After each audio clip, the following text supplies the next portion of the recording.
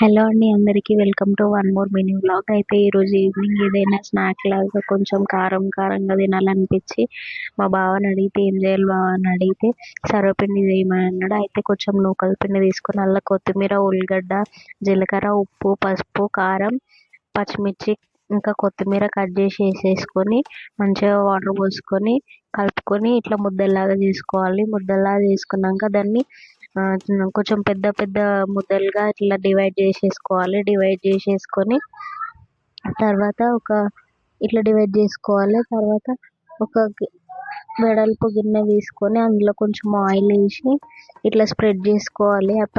ఆ గిన్నెకి మొత్తం ఇట్లా మధ్యలో పగుళ్ళు పగుళ్ళు వస్తుంటుంది. కొంచెం దగ్గరకు అనుకుంటే ఇట్లనే కొంచెం స్ప్రెడ్ చేసేసుకోవాలి. ఇట్లా నేను చూపిస్తున్నట్టు స్ప్రెడ్ చేసుకున్నాక తర్వాత దానికైతే హోల్స్ పెట్టాలి. ఇట్లా హోల్స్ పెట్టడం వల్ల ఆయిల్ మంచిగా పట్టుకొని మంచిగా ఉడుకుతుంది అన్నమాట. ఇంకా నేను ఇక్కడ మొత్తం హోల్స్ పెట్టేసేసిన. ఇంకా దాని తర్వాత దానిపైన కొంచెం చేతిలో ఆయిల్ తీసేసుకొని ఆయిల్ వేసేసేయాలి. ఇంకా తర్వాత నేను వేరే గిన్నెలో కూడా ఇంకొక ముద్ద పెట్టేసేసి అట్లనే స్ప్రెడ్ చేసేస్తున్నా సేమ్ ఫస్ట్ చేసిన దానిలాగానే. ఇంకా తర్వాత గ్యాస్ ముట్టించి ఇంకా గ్యాస్ పైన మనం చేసిన ఈ గిన్నె పెట్టేసుకోవడమే.